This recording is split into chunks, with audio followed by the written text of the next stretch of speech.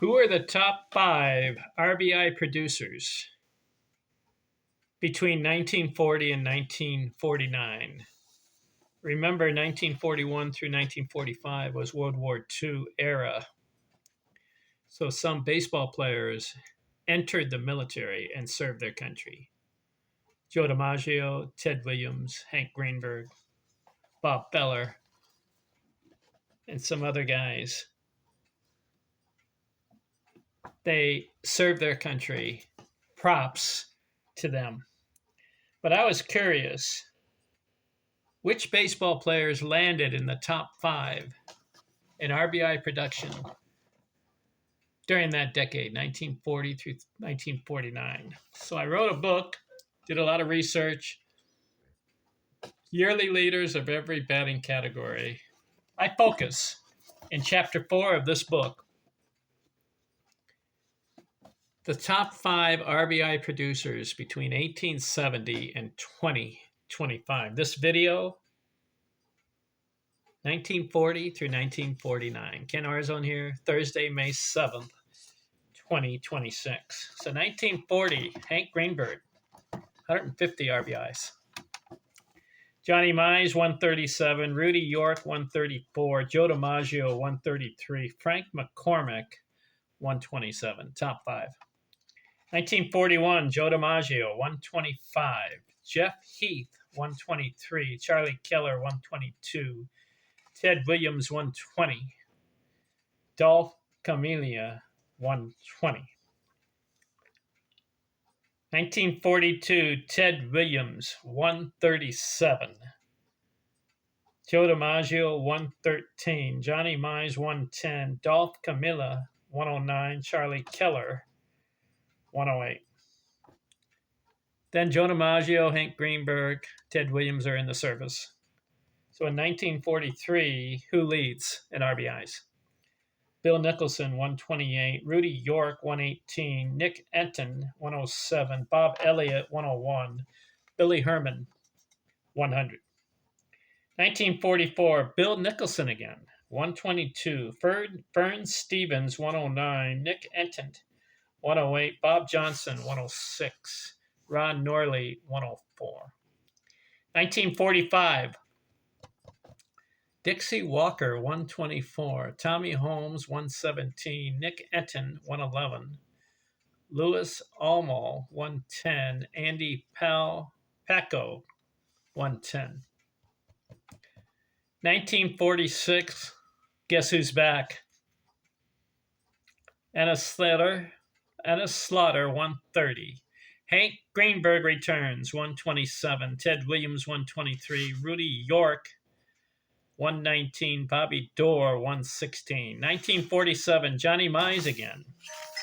Johnny Mize had a couple here. He's got 1, 2. This is his third time, top 5.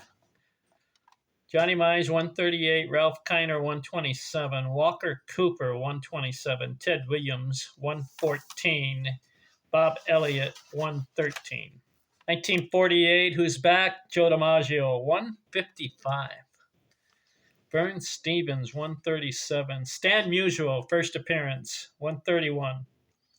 Ted Williams, 127. Johnny Mize, 125.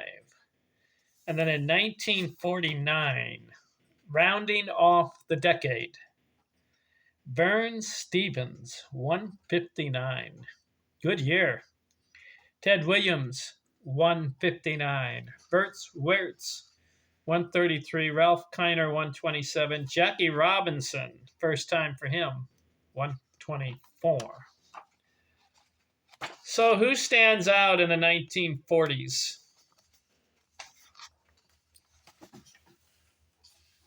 Well, let's see. Johnny Mize had a couple. Ralph Kiner had a couple. Ted Williams, 3 times. Actually, Ted Williams, 5 times. Joe DiMaggio, 3 times.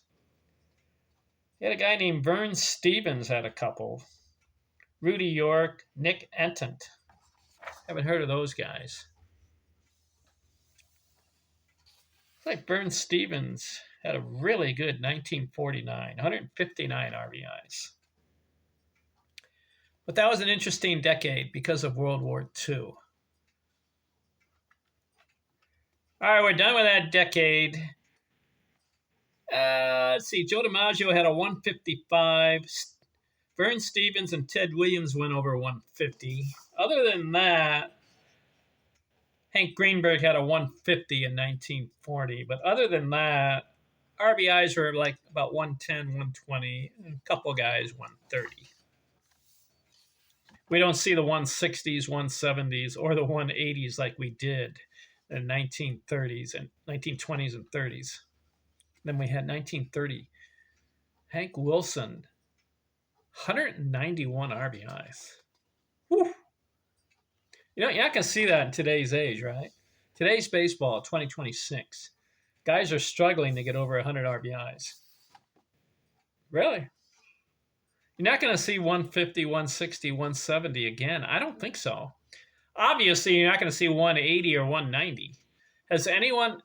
Is there a ball player that will come up and have 200 RBIs in one season? It's not going to happen because today's baseball is much different.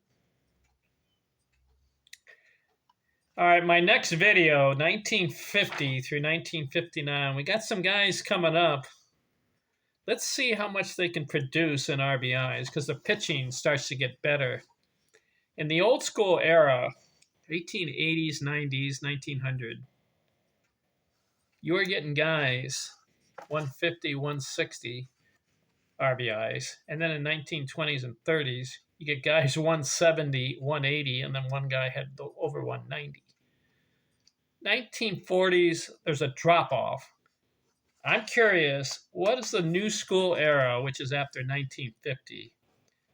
How much RBIs are these guys producing? Can anybody get to 150, 160, or 170?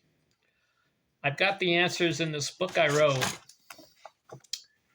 Yearly Leaders of Every Batting Category. So my next video, 1950 through 1959. Talk to you later. I'm out.